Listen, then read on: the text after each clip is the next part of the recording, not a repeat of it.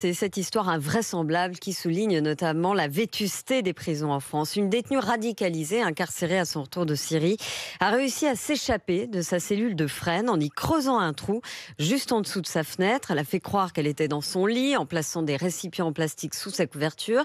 Elle a finalement été rattrapée sur le chemin de ronde. Fresnes, c'est la deuxième plus grande prison de France, l'une des plus anciennes et donc des plus vétustes. Alexandra Sirgan, Martin Cadoret.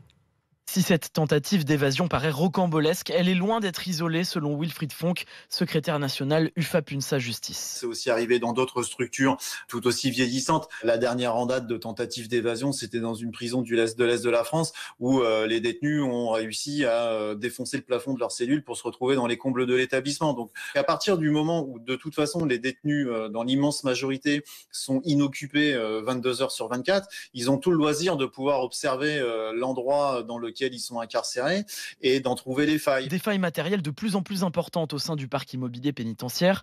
Johan Carrard, secrétaire général adjoint à FO Justice, dénonce le manque de moyens financiers. Notamment sur l'établissement de Fresnes, qui est un établissement vétuste qui a été construit à la fin du 19e siècle et qui, pour le coup, est sous le coup d'un arrêt du Conseil d'État qui a été rendu il y a quelques jours, condamnant l'État sur la vétusté de cet établissement. Le ministère de la Justice a rappelé que 100 millions d'euros vont être déployés sur tout le territoire, dont 4,5 millions pour la rénovation de la prison de Fresnes.